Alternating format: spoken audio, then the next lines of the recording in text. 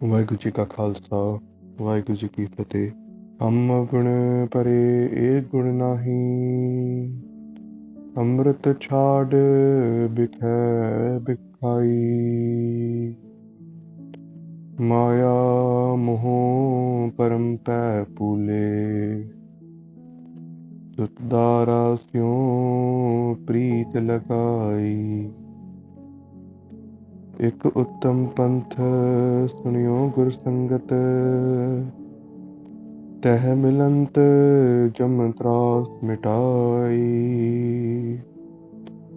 ਇੱਕ ਅਰਦਾਸ ਪਾਠ ਕੀਰਤ ਕੀ, ਗੁਰ ਰਾਮਦਾਸ ਰਾਖੋ ਸਰਨਾਈ। ਇੱਕ ਅਰਦਾਸ ਪਾਠ ਕੀਰਤ ਕੀ, ਗੁਰੂ ਰਾਮਦਾਸ ਰਾਖੋ ਸਰਨਾਈ। ਵਾਹਿਗੁਰੂ जी का खालसा वाहिगुरु जी की फतेह।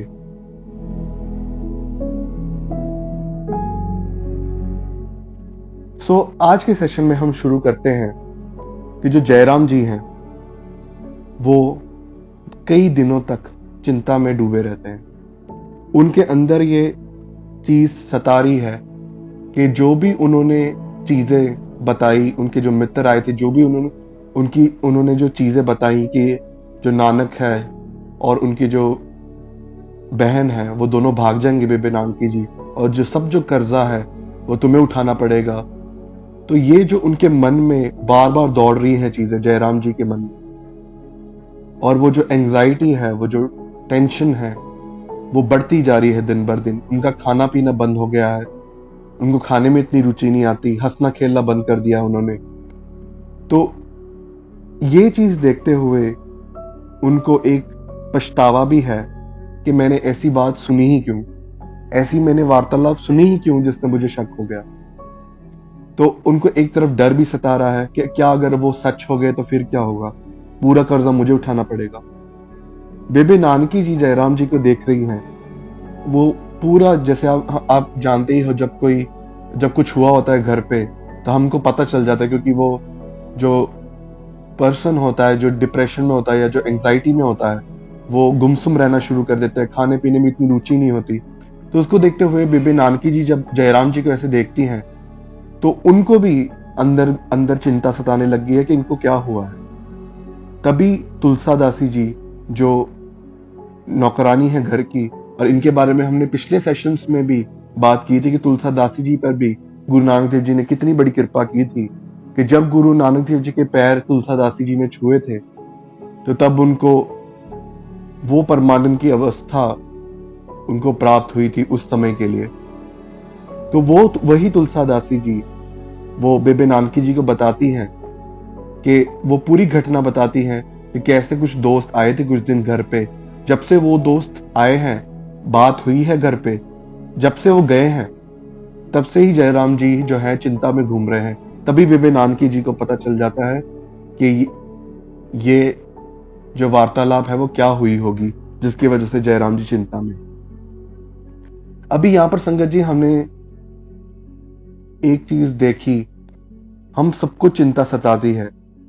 अगर हम एक छोटे तौर पे ले ले, एक जब हम छोटे थे तब हमें एग्जाम का डर सताता था, हमारे ऊपर प्रेशर होता था पेरेंट्स से कि अगर तुम्हारे इतने मार्क्स नहीं आए तो अच्छा नहीं होगा, कंपैरिजन होते थे।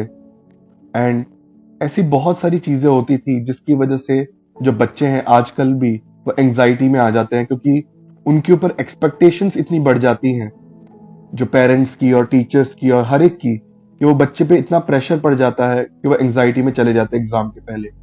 सिमिलरली जब हम बड़े होते हैं, कॉलेज में एडमिशन लेने की एंजाइटी, जॉब लेने की एंजाइटी, फिर रिलेशनशिप्स की अपनी एंजाइटी होती है, जो घर पे अगर कोई झगड़ा हो गया हो या कुछ भी हुआ हो तो वो चीजें दिमाग में घूमना। तो हम जो जयराम जी की जो एंजाइटी है उसका मूल कारण देखते हुए, और हम अपनी लाइफ में भी रिलेट करके देखते हैं कि वो एंजाइटी दूर कैसे हो। एक चीज जो इतिहास में आती है कि जिनको भी जिनको भी गुरु महाराज पे पूरा भरोसा रहा है, जो भी उस परमात्मा के आश्रय में रहे हैं, उनको अपने जो भी वो कार्य करते हैं उसमें कोई भय उनको नहीं आता, कोई भी एंग्जाइटी उनको नहीं आती। जब तक जयराम जी के मन में श्रद्धा थी, जब तक जयराम जी के मन में वो शंका का बीज नहीं डाला था, तब तक वो बहुत बेफिक्री से घूम रहे थे। जैसे ही वो शंका का बीज आया अंदर, वैसे ही उनके मन में वो चिंता सताने लग गई है। इसी के हम एक लर्निंग के तौर पे हम इतिहास में जाते हैं। भाई मनसुख जी एक व्यापारी होते हैं लाहौर से, बहुत बड़े व्यापारी हैं, बहुत अमीर होते हैं वो गुरु नानक देव जी का जब नाम फैल रहा होता है, तो तब गुरु नानक देव जी पातशाह की बड़ियाई सुन के वो गुरु महाराज के दर्शन करने जाते हैं। जब वो गुरु महाराज के दर्शन करते हैं तो गुरु महाराज की जो ऑरा है गुरु महाराज के अराउंड, वो इतना प्रभावित हो जाते हैं गुरु महाराज से कि उनकी जो सुध बुध है वो इतने आनंद में चले जाते हैं कि इतना बड़ा व्यापार है, इतने सारी जो उनकी उनके जो बिजनेस के जो पार्टनर्स हैं, जो शिप्स चलती हैं, जितना भी ट्रेडिंग, इतना बड़ा व्यापार है उनका, वो सब भूल जाते हैं। वो गुरु महाराज के चरणों में पड़ जाते हैं, प्यार इतना हो जाता है और वो वहीं पे सेवा करना शुरू कर देते हैं। कुछ दिन बीतते हैं और उनके जो दोस्त हैं, जो बिजनेस पार्टनर्स हैं, वो ढूंढते ढूंढते भाई मनसुख जी को आते हैं और उनके मन में एक शंका होती है कि पता नहीं कौन से साध के पीछे पड़ गया। आज भी हम देखते हैं कि अगर थोड़ा भी कोई अध्यात्म के पास थोड़ा भी झुकने लग जाए तो तब हमारे मन में भी आता है पता नहीं कौन से साधु के पीछे पड़ गया। तो वैसे ही उस समय भी जो उनके जो मित्र होते हैं भाई मनसुख जी के, वो भी बताते कि पता नहीं कौन से फकीर के पीछे पड़ गए ये, इसको वापस लाना पड़ेगा, व्यापार पूरा डूब रहा है। अभी वो आते हैं भाई मनसुख जी के पास, भाई मनसुख जी को लेने आते हैं। और जब भाई मनसुख जी के पास आते हैं, भाई मनसुख जी कहते हैं मुझे नहीं जाना वापस व्यापार के, मैं यहीं बहुत सुख में हूं। जब उनको खींच के ले जाया जाता है भाई मनसुख जी को, तो वो तड़पने लग जाते हैं। एक तरीके से वो भागते हुए वापस गुरु महाराज के चरण में पड़ जाते हैं कि मुझे नहीं जाना यहां से। तो तब गुरु महाराज, जिनको लगता है कि उनके मित्रों को ऐसा ना लगे कि मतलब मेरे कहने पे ये यहाँ पर है, तो इसलिए गुरु महाराज कहते हैं अगर तुम्हें जाना है तो आप जा सकते हो, आप अपना व्यापार संभालो, वो भी जरूरी है। तो तब भाई मनसुख जी को वो खींचते हुए उनके जो मित्र है वो ले जाते हैं। अभी रास्ते में चलते चलते जा रहे हैं, अभी जब चलते चलते जा रहे हैं तो उनके भाई मनसुख जी जो उनके मित्र हैं वो वापस वो बिजनेस की बातें करने शुरू हो जाते कि इतना घाटा हो गया, इतनी प्रॉफिट हुई, यहां से हम कमा सकते हैं। तो आप जानती हो कैसी बातें हुई।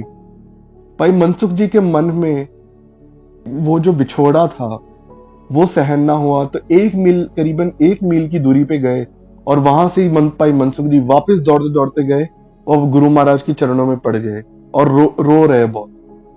वो एक चीज गुरु महाराज को कहते हैं, एक बेनती करते हैं गुरु महाराज से, गुरु महाराज या तो आप चलो मेरे साथ या तो मैं यही रहूंगा, ऐसे आप मुझे जाने मत दो,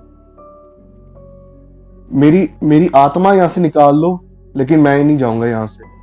या तो आप वहां पर आओ मेरे साथ, मैं आपकी पूरी देखभाल करूंगा, एक स्पेशल आपका एक कमरा होगा, मैं आपकी बहुत सेवा करूंगा, लेकिन आप चलो साथ में मेरे, मैं आपके बिना नहीं रह सकता। तब गुरु महाराज क्या करते हैं, तो गुरु महाराज उनको एक पोथी देते हैं जहां पर गुरबाणी लिखी होती है। गुरु महाराज कहते हैं कि आप इस पोथी को मेरा रूप समझ के, आप इस पोथी को मेरा रूप समझ के इसकी सेवा करो, 2 बार दिन में उठ के पाठ करो, और जब भी आप पाठ करके अरदास करोगे, जब भी आपको मुझे मिलने की इच्छा हो, आप इस पोथी के दर्शन करके, आप अरदास करके जब आप मुझे याद करोगे मैं सामने खड़ा।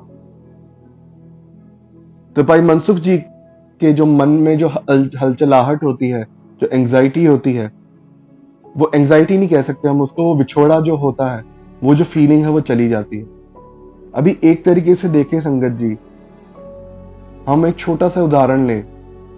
हम जॉब्स में जाते हैं, जॉब से हमने छुट्टी ली कुछ दिनों की, तो हाँ, अभी मैं व्यापार की तो बात ही नहीं कर रहा। जो बिजनेसमैन है उनको तो अलग ही अपने बिजनेस की टेंशन होती है, मैं एक जॉब की बात कर रहा हूँ। हमने कुछ दिनों की हॉलीडे ली, और जब हम हॉलीडेज में जाते कई बार ऐसा होता है कि हमें तभी भी चिंता सता रही होती है कि पता नहीं कितने मेल्स आ गए होंगे, पता नहीं कितना काम बचा होगा। जब हम वापस, भले हम कोई धार्मिक जगह में ही गए हों, लेकिन तभी भी एक बार तो स्ट्राइक होता ही है अंदर। भाई मनसुख जी का इतना बड़ा व्यापार है, लेकिन तो भी उनको चिंता नहीं सताती। क्यों? क्योंकि उनके अंदर जैसे ही वो प्रेम का प्रवेश हुआ, जैसे ही गुरु के साथ प्रेम आता है ना, गुरु साहब सब कार्य संभाल लेते, सब कार्य। भले वो हमारे वर्ल्डली कार्य हो, हमारी बिजनेस हो, हमारी पढ़ाई हो, या फिर हमारे अध्यात्म के तौर पे तो होता ही है। तो इसी को देखते हुए, जैसे भाई गुरदास जी के वारों में एक पंक्ति आती है, भावनी भगत पाए कौड़ी अकर पाग राखै ताहे गुरु सरब निदान दान देत है।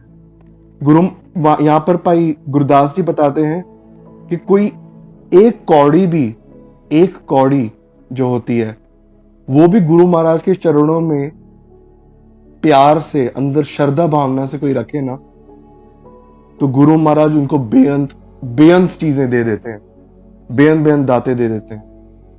तो जब हमारे मन में भी वो जब प्यार का प्रवेश होगा, जब वो प्रेम आएगा ना अंदर संगत जी, वो भरोसा आएगा, तो तब हमारे मन से भी वो एंजाइटी निकल जाएगी। Anxiety mainly one of the reasons is के हम फ्यूचर को प्रिडिक्ट करना शुरू कर देते हैं, और तभी हमें एंजाइटी आ जाती है। एक छोटा सा उदाहरण लें कि मेरी जिंदगी में जो एग्जाम्पल हुआ कि एक मॉक प्रोजेक्ट था। सो एक मॉक प्रोजेक्ट में टीम्स बनानी थी। ओके, सो अभी सबके मन में यही एक इच्छा होती है, एक डिजायर होती है कि जो उनके जो पार्टनर्स है वो बहुत इंटेलिजेंट हो, ताकि उनका मॉक प्रोजेक्ट है वो बहुत अव्वल जाए, बहुत अच्छा जाए।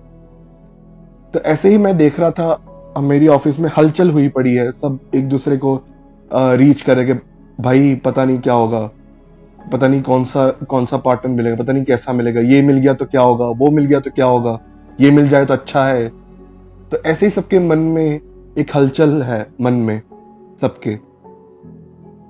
और तभी जब एक विचार आई कि भले जो भी मिले उस परमात्मा की रजा है, एक जब ख्याल आया वैसे, तभी तभी वो मन में शांति आ गई। क्यों? क्योंकि फिर जब हमारे मन में वो भरोसा, हमने अपना जो समर्पण जब कर देते हैं ना हम संगत जी गुरु महाराज पे, तो तब फिर वो जो भी करे, जो भी रिजल्ट आए, हमें मीठा ही लगता है, क्योंकि हमारे अंदर कोई एक्सपेक्टेशन नहीं रहती। तो यही हम एक चीज ध्यान रखें कि गुरु महाराज के साथ इतना प्रेम बढ़ाएं। और प्रेम बढ़ेगा कैसे?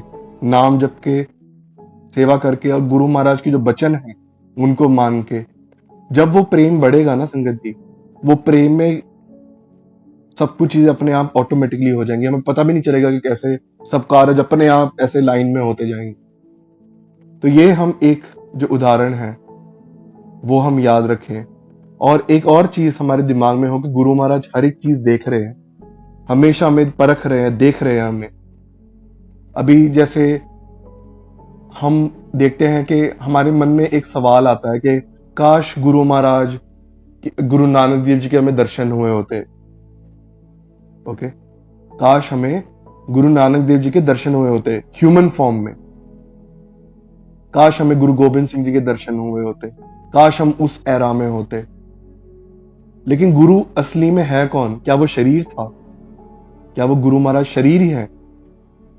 इसी का एक उदाहरण जैसे एक इतिहास में आता है कि जब गुरु गोविंद सिंह जी पातशाह जब अपनी शरीर, जब उन्होंने ऐलान कर दिया था संगत में कि आज से जो गुरबाणी है, जो गुरु ग्रंथ साहिब जी हैं, वो आपके गुरु होंगे, और वो जो शरीर का जो चोला है वो छोड़ने जा रहे थे गुरु महाराज, तो वहां पर कई जो संगत थी वो बैराग कर रही थी कि आपके बिना हम कैसे रहेंगे। तभी गुरु महाराज एक सिंह के पास जाते हैं जो कोने में जो बैराग कर रहे होते हैं, जो रो रहे होते हैं बिछोड़े में। तब गुरु महाराज पूछते हैं कि तुम बैराग क्यों कर रहे हो? तब वो सिंह जवाब देते हैं कि मैं आपके बिना नहीं रह सकता। तो तब वो गुरु महाराज क्या करते हैं, गुरु महाराज जो अपना पैर है ना वो आगे कर लेते हैं सिंह की तरफ। अभी वो सिंह है उसको एक इशारे के तौर पे पता चल जाता है कि हाँ, कि गुरु महाराज चाहते हैं कि मैं उनके मतलब पैर पकड़ो, एक इशारे के तौर पे। क्योंकि गुरु महाराज कभी भी किसी को पैर नहीं छूने देते थे। वो या तो दूर से ही फतेह बुलाते थे, या तो दूर से ही जो सब कुछ होता था, बहुत कम ही कोई पास में आ सकता था गुरु महाराज के पहले भी। तो तब क्या हुआ कि वो जो सिंह है, आंखों में आंसू हैं, वो पैर पकड़ने की जब कोशिश करता है तो वो हवा बन जाती है। जैसे ही वो पैर को हाथ में लेने की कोशिश करते हैं वो हवा बन जाते हैं, मतलब वो हाथ में ही नहीं आते। तो तभी वो जो सिंह की आंखों से ना अश्रु पूरे निकल जाते हैं, मतलब सूख जाते हैं अश्रु। वो हैरान हो जाता है कि ये क्या हुआ। तो तब गुरु महाराज ने पूछते हैं उनको कि क्यों, क्या हुआ सिंगा, क्या हुआ? तो तब वो जवाब देते हैं कि आपके पैर तो मेरे हाथ में ही नहीं आ रहे। तो तभी गुरु महाराज कहते हैं कि ये जो शरीर है वो मैं हूं ही नहीं, असल में तो जो जोत है अंदर, जो शब्द है, वो मेरा असली रूप है। ये जो शरीर जो मैंने फॉर्म लिया है ये तो लोगों को समझाने के लिए लिया है, लेकिन जो मेरा असल रूप है वो शब्द ही है। तो ऐसे ही हमें संगत जी देखना है कि गुरु महाराज कैसे शब्द रूप में हर जगह पे हमारे साथ हैं। आप जैसे भाई मनसुख जी को गुरु महाराज ने कहा था कि आप उस पोथी से जब गुरबाणी का पाठ करोगे, अरदास करोगे, मैं आपके सामने दर्शन दूंगा। वैसे ही संगत जी आप जब प्रेम भावना से आप जब गुरबाणी पढ़ोगे, गुरु महाराज भी आपके सामने खड़े होंगे। और जब वो प्रेम की भावना आएगी ना संगत जी, एंजाइटी विल गो। क्योंकि कोई एक ही चीज रह सकती है, या तो भगवान के लिए प्यार और नाम रहेगा, या तो एंजाइटी रहेगी। तो ये हम एक छोटी सी टेक्निक हम अपना के देखें। अभी गुरु महाराज देख रहे थे उस समय भी जब जयराम जी एंजाइटी में थे। तो तब गुरु महाराज हट्टी में बैठे होते हैं। हम स्टोरी की तरफ जाएं वापस। तो गुरु महाराज वहां हट्टी में बैठे होते हैं। गुरु महाराज अंतर्यामी है, उनको पता है कि जयराम जी के अंदर क्या चल रहा है। तो वो क्या करते हैं कि वो हट्टी से वापस घर पे आते हैं और एक बात बताते हैं कि जो हिसाब है वो कर लिया जाए दौलत खान से। अभी जयराम जी के अंदर जो एंजाइटी होती है, क्योंकि उनके अंदर होता है पता नहीं क्या क्या लेखा आएगा, पता नहीं क्या अकाउंट आएगा, अगर घाटे में गया तो क्या होगा। तो वही एंजाइटी थी ना। तो गुरु महाराज ने जैसे ही घर पे आए, पहला ही सवाल गुरु महाराज ने ये पूछा कि हिसाब करवा ले। तो जैसे गुरु महाराज ने ये शब्द उचारे, तो वैसे ही जो जयराम जी के मन के अंदर ना ठंडक पड़ गई। तो ये जो ठंडक की जो बात है ना संगत जी, यहाँ पर जो जयराम जी का मन जो शांत हो गया, इसकी कोई कथा नहीं हो सकती, ये कृपा ही है। ऐसे ही हम जब एंजाइटी में होंगे, हम भी जब अरदास करेंगे ना, बेनती के शब्द की हमने पिछले सेशंस में बात की है, जब हम बेनती करेंगे ना गुरु महाराज के आगे, तब वो ठंडक अपने आप ही आ जाएगी। क्योंकि जो गुरु महाराज की जोत है वो हर एक में बसती है। वो जो शब्द है वो सर्वव्यापक है, हर जगह पे मौजूद है वो। तो you will also not know कि ठंडक कैसे पहुंची, बट पहुंच जाती है, क्योंकि गुरु महाराज अंतर्जामी है, हर एक को देखते हैं। तो वैसे ही जयराम जी के मन में ठंडक पहुंची और फिर दोनों दौलत खान के पास पहुंचे। अभी दौलत खान के वहां क्या होता है कि दौलत खान को पहले ही जो निंदक हैं शहर के, संगत जी एक चीज हमें जरूर याद रखनी है। हम क्यों बोलते हैं कि आप नाम जपो, क्यों बोला जाता है कि अपना आप गवाओ, क्यों बोला जाता है कि आप सेवा करो, क्यों? अगर मैं आपको यहाँ पर ऑलमोस्ट सब जितने भी यहाँ पर जुड़े हैं, सबको एक सचियार सोसाइटी की उम्मीद है, जहां पर सच का प्रगटावा हो, जहां पर लोग करप्ट ना हो, जहां पर जो महिलाएं वो सुरक्षित रहें, जहां पर ऊंची नीची जात वाला कुछ सिस्टम ना हो, सब इक्वालिटी से रहे, शांति प्रेम प्यार भाईचारा बना रहे। सबको जो इक्वल राइट्स है वो हर एक को हो। ये जो सचियार सोसाइटी है, ऐसा जो राज है, इसकी उम्मीद सबको होती है। सबको एक इच्छा है कि मैं भी सेवा करूं, भले वो माँ बाप से शुरू होते होते, अगर हम घर की बात करें तो माँ बाप से शुरू होता है, और आगे चलते चलते जैसे गुरु महाराज, उस भगवान की कृपा होती है, आगे चलते चलते वो सोसाइटी की तरफ भी हम, वो जो भावना है देने की, वो बढ़ती जाती है धीरे धीरे करके। तो हम हर एक के मन में है कि हम वो सच्चियार सोसाइटी को देख पाए। लेकिन संगत जी, इस कलयुग का जो दौर है, वो ऐसा है कि यहाँ पर जो रूल जो करते हैं ना संगत जी, वो उनकी जो नींव है वही फॉल्सहुड है।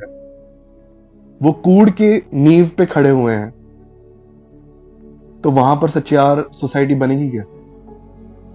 और जब जब धर्म के लिए, धर्म मीन्स यहां पर मैं राइटियसनेस की बात कर रहा हूं, जब धर्म के लिए फिर जो एस्टेब्लिशमेंट है सोसाइटी के लिए, अभी वो कैसे आएगी बात? जब हम खुद नाम जपें। अगर हमारे में ही खोट रह गया तो हम बाहर क्या देंगे? ओके, फॉर एग्जाम्पल एक छोटा सा हम उदाहरण लें। जैसे भाई हरि सिंह जी नलवा बहुत महान योद्धा रहे, जहां पर अमेरिका और ऐसे जो वेस्टर्न कंट्रीज है जो अफगानिस्तान को कॉन्कर नहीं कर पाए, वहां पर हरि सिंह नलवा जी ने किया था। बहुत महान योद्धा रहे हैं महाराजा रंजीत सिंह के एरा में। अभी हम सच्चियार सोसाइटी की बात करते हैं और हमारे इंडिविजुअल लेवल की बात करते हैं और उसके रिलेशन की बात करते हैं। अभी हरि सिंह जी नलवा के पास एक महिला आती है। अभी एक महिला जब आती है, तब हरि सिंह जी नलवा को वो पूछती है कि मुझे चाहिए कि हमारी एक संतान हो जो सेम तुम्हारी तरह हो, हरि सिंह नलवा जैसी हो। लेकिन हरि सिंह जी नलवा पहले से ही शादीशुदा होते हैं। तो हरि सिंह नलवा जब वहां पर जवाब देते हैं, क्योंकि उन्होंने बोला था कि मुझे तुम्हारी जैसी संतान चाहिए, ठीक है, तो हरि सिंह जी नलवा, उनका किरदार इतना ऊंचा होता है कि हरि सिंह जी नलवा वहां पर जवाब देते हैं कि वो उनका जो हाथ है ना, वो अपने सिर पे रख देते हैं और कहते हैं कि आज से तुम मेरी माता और मैं तुम्हारा पुत्र हूं।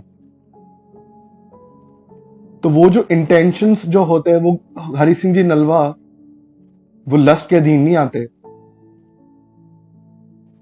उनका किरदार ही इतना ऊंचा होता है कि वो उस लस्ट की गेट से बच जाते हैं। लेकिन अगर आपको एक सच्चियार सोसाइटी चाहिए और आप बड़े लेवल पे गए, कभी गुरु महाराज ने कृपा की, आपको सेवा बख्शी, you went to a higher level, आपको भी ऐसे जो लोग हैं ना वो टकराएंगे।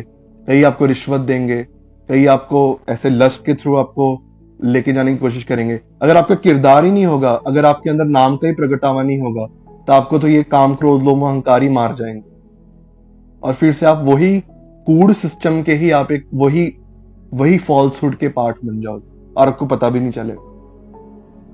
तो इसलिए संगत जी, बहुत जरूरी है कि हम अपने जीवन में भी देखें, हम नाम जप जप के सेवा कर करके उसी गुरु का रूप बन सके, ताकि आगे चलते हुए हम इस सोसाइटी को योगदान दे पाए।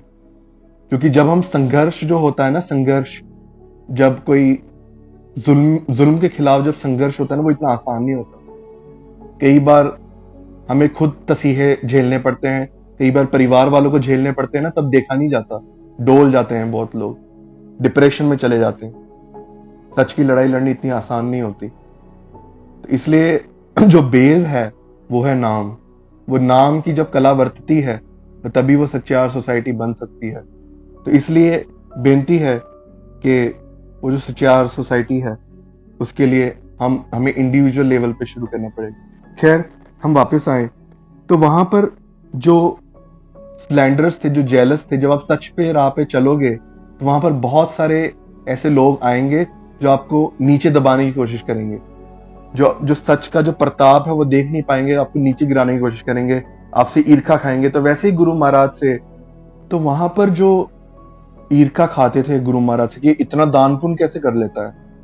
तो वो ईर्खालु जो जीव थे उन्होंने दौलत खान के कान पहले से ही भर दिए थे कि ये जो मोदी है, ये जो शॉपकीपर है, जो गुरु नानक साहब हैं, ये हेरा फेरी कर रहे हैं, आपके ही पैसे लुटा रहे हैं। तो ऐसी जो जो दौलत खान के कान भर दिए जाते हैं। अभी भाई बालाजी को भी बुलाया जाता है वहां पर। गुरु महाराज भाई बालाजी को भेजते हैं कि जाओ हिसाब किताब लेके आओ, जो गुरु महाराज ने मेंटेन की होती है। वहां पर बुलाया जाता है और वहां पर ना, जैसे ही जब लोगों को पता लगता है ना कि वहां पर हिसाब किताब होने वाला है, तो जो भी इरखालो जीव है सुल्तानपुर के, सब इकट्ठा होने शुरू हो जाते हैं कि अभी अभी मजा आएगा। अभी जब जैसे ही गुरु महाराज की बेइज्जती होगी ना, तब उनको खुशी मिलेगी अंदर। संगत जी, यही ईर्खा जो होती है ना, ये हमें भी मारती है अंदर से। इसकी हम बाद में बात करेंगे। सो गुरु महाराज जहां पर जो वहां पर ईर्खालु लोग हैं वो इकट्ठा होना शुरू हो गए हैं, और वहां पर दौलत खान के पास वहां पर गुरु महाराज पहुंचे हैं। भाई बालाजी हैं, जयराम जी हैं, और जो बाकी जो नगर के जो लोग हैं वो भी हैं वहां पर। और जो अकाउंटेंट है उनको भी बुलाया जाता है अकाउंट्स करने के लिए। दौलत खान के अंडर बहुत सारे मोदी काम करते हैं, तो इसलिए दौलत खान पूछते हैं कि तुम्हारा नाम क्या है। तो तब गुरु महाराज, यहाँ इतिहास में बहुत बारी आता है कि गुरु महाराज ने अपना जो इंट्रोडक्शन है एक तरीके से नानक निरंकारी के रूप में किया है। सो जब दौलत खान पूछते हैं कि तुम्हारा जो नाम क्या है, तो गुरु महाराज जवाब देते हैं कि नानक निरंकारी। तो तब तब जो दौलत खान पूछते हैं कि इनके नाम का मतलब क्या है, तो तब जयराम जी जो बहुत सूझवान होते हैं, तो वो वहां पर जवाब देते हैं कि वो जो निरंकार रूप है, वो जो खुदा है जिसको तुम भी मानते हो कि वो बेअंत है, जो जो जन्म मरण के खेल में नहीं आता, जो वो बेअंत जो पुरख है, उसके राह पे चलने वाले, वो निरंकारी। तो दौलत खान बहुत खुश होते हैं कि ये इतना भगवान को मानने वाले हैं। और फिर वो दूसरा सवाल पूछते हैं कि ये जो मोदी है वह शादीशुदा है कि नहीं। तो तब जो जयराम जी बोलते हैं कि नहीं, अभी शादी अभी हुई नहीं है अभी फिलहाल। तो तब दौलत खान हंसते भी हैं, और एक तरीके से वो एक कमेंट पास करते हैं कि बहुत सारे जपी तपी जो महान पुरुष होते हैं, वो पहले तो बहुत जप करते हैं, बहुत तप करते हैं, लेकिन जैसे शादी हो जाती है ना, वैसे ही उनकी मतलब वो ये जब तब छूट जाता है पूरा। तो एक मजाक के तौर पे उन्होंने ये एक बात बताते हैं कि बहुत मैंने देखे हैं जपी तपी जो बहुत नाम जपते हैं, बहुत सेवा करते हैं, लेकिन जब शादी हो जाती है ना, शादी के बाद फिर ये सब छूट जाता है। तो ऐसे एक तरीके से कमेंट पास करते हैं। तभी गुरु महाराज उनको जवाब देते हैं वापस। महाराज कहते हैं वापस कि जो वो भगवान के जो जीव होते हैं ना, जो भगवान को बहुत प्यार करते हैं, उनके लिए भगवान के अलावा, उनके लिए सोचना, वो कोई सोचते ही नहीं कुछ भगवान के अलावा। और ये शरीर है ही क्या। गुरु महाराज गुरबाणी में भी फरमान करते हैं कि मजा रुद्र दुर्गंधा नानक अथ गर्भेण अज्ञानड़ो। गुरु महाराज बताते हैं कि ये जो शरीर है ना, ये है क्या। ये जो ब्लड है, ये जो बोन्स हैं, ये जो फ्लैश है, ये बॉडी हमारी उसकी बनी, उसका क्या मान रखना। जैसे आप परफ्यूम भी लगाते हो ना संगत जी, परफ्यूम अगर आप एक दिन के बाद आप देखो तो उसकी जो स्मेल है वो चली जाती है वहां से, फिर से वही जो हमारी जो बॉडी की जो ऑर्डर होता है वही हमें आता है। तो गुरु महाराज वही वहां पर समझा रहे हैं कि ये शरीर का क्या मान रखना है, और ये जो रिश्ते हैं ये सब ठीक है, हमें निभाने हैं, लेकिन जो परमात्मा को प्रेम करने वाले होते हैं ना, वो परमात्मा के बिना किसी कुछ और उनके दिमाग में आता ही नहीं, तो वो नहीं छोड़ते भगवान का नाम जब। कई डोल जाते हैं संगत जी, लेकिन कई लोग नहीं भी डोलते। और यहाँ पर जब हम गुरु महाराज की बात कर रहे हैं, तो वो तो खुद निरंकार का रूप है। तो वहां पर दौलत खान फिर वापस बहुत खुश होते हैं, और फिर वहां पर जो अकाउंटेंट है उनको बुलाया जाता है। अभी यहाँ पर देखने वाली चीज यहाँ पर संगत जी ये है कि ये जो अकाउंटेंट है, ये भी उन ईर्खालु जीवों में से ही एक है। क्यों? क्योंकि जो नॉर्मल जो एक मोदी होता था ना, वो करप्शन करते थे। अभी करप्शन किस तौर पे कि अभी जैसे जो गुरु महाराज जो मोदी खाने में जो काम कर रहे हैं ना, इट्स लाइक अगर हम आज की डेट में देखें तो जैसे आप जानते होंगे कि जो सरकार है, तो सरकार की कई स्कीमें होती है जो गरीब के लिए होती हैं। ओके, तो बहुत सारे कम दाम में बेचे जाते हैं जो वहां पर पर्टिकुलर जो शॉप्स होती हैं, जो जैसे योजना काफी बनी है सरकार के अंडर। तो वैसे ही उस समय के दौरान भी यही चीज थी। तो क्या होता था कि कई जो मोदी थे ना, वो हेरा फेरी करते थे। वो कहते थे कि हमने लोगों को दे दिया है, लेकिन वो एक्चुअल में हेरा फेरी करते थे, और जो रिश्वत है वो अकाउंटेंट को देते थे ताकि वो चीज बाहर ना आए। लेकिन गुरु महाराज जो है वो अकाउंटेंट को रिश्वत नहीं देते थे। तो इसी तौर पे जो अकाउंटेंट है वो बहुत ईर्खालु था गुरु महाराज से, और इसलिए वो चाहते थे कि वो कोई अपना बंदा अंदर आए, और ये जो गुरु महाराज है उनको बाहर, इनको कर्जे के अंदर घोषित कर दिया जाए और इनको बाहर निकाला जाए। तो आप सोचिए संगत जी कि आप देखो कि गुरु महाराज के एक तरीके से हम देखें तो कितने लोग खिलाफ हैं, एक एंगल से देखा जाए तो ये जो हिसाब किताब है वो टोटल 5 दिनों के लिए चलता है। 5 दिनों तक पूरा हिसाब किताब चलता है। सो दौलत खान जो है वो अकाउंटेंट को बुलाया जाता है, और जो अकाउंटेंट वो अंदर ही अंदर बहुत खुश होते जा रहे हैं कि अब मजा आएगा, मैं इनको पूरी, उन्होंने जान लगा दी है कि ये जो अकाउंट है ना, ये कर्जे में आए, गुरु महाराज कर्जे में जाएं और उनको दौलत खान को देना पड़े और दौलत खान इनको नौकरी से निकाल दे। तो वो इसी तरीके से जो अकाउंट है वो 5 दिन तक चलता है। गुरु महाराज पहले अपना क्रेडिट बताते हैं कि कैसे जो जो प्रॉफिट था, कैसे दौलत खान ने, हमने पिछले सेशंस में देखा था कि 1700 रजतपन उस समय की जो करेंसी थी वो कैसे दी, एंड वो पूरा क्रेडिट और जो डेबिट है वो पूरा गुरु महाराज देते हैं ऐसे। और वो जो अकाउंटेंट है वो काफी सख्ती बरतते हैं कि अच्छा ये पैसे कहाँ गए, ये पैसे कहाँ गए। वो फंसाना चाहते गुरु महाराज, क्योंकि ये हिसाब किताब में कुछ ऊपर नीचे हो जाए और मैं कैसे फंसा दूं। लेकिन 5 दिन तक हिसाब होता है, और वो हिसाब करते करते हार जाते हैं, लेकिन उनको कोई ऐसी चीज नहीं मिलती जिससे गुरु महाराज को नुकसान हो। और अंतिम तौर पे दिखता है कि 321 रजत का मुनाफा हुआ होता है। संगत जी 321 रजत, आप देखोगे हमने पिछले सेशन में देखा था कि 20 रजत जो मेहता कालू जी ने गुरु नानक देव जी को दिए थे, उसके लिए मेहता कालू जी ने कितना डांटा था गुरु महाराज को। तो आप सोचिए 321 रजत कितना होगा आज के समय में, वो करोड़ों के हिसाब से। और दूसरी तौर पे हमने देखा कि अकाउंटेंट जो है वो हार जाता है करते करते, और 5 दिन के बाद वो नवाब के पास नहीं जाता, वो हार के घर ही चला जाता है। तो फिर आगे चलते हुए जो जयराम जी हैं वो दौलत खान के पास जाते हैं, और जो दौलत खान है उनको पूछते हैं कि हिसाब किताब कितना लंबा चौड़ा रहा, 5 दिन लगे हिसाब किताब को। तभी जो दौलत खान होते हैं वो खुश होते हैं और बताते हैं कि वो अकाउंटेंट गया कि उसने हिसाब किताब तो दिया ही नहीं मुझे। फिर जो अकाउंटेंट को बुलाया जाता है और फिर वो बताते हैं कि कैसे जो मुनाफा हुआ है 321 रजत का। दौलत खान बहुत खुश होते हैं, और फिर जो उनका जो ट्रेजरर होता है, जो खजाना जो होता है सरकारी खजाना, वहां से बोला जाता है कि तुम 321 तो लाओ ही रजतपन, साथ में 3000 रजतपन और लेके आओ, ताकि वो 3000 का आगे वो मोदी का काम आगे बढ़ा पाए।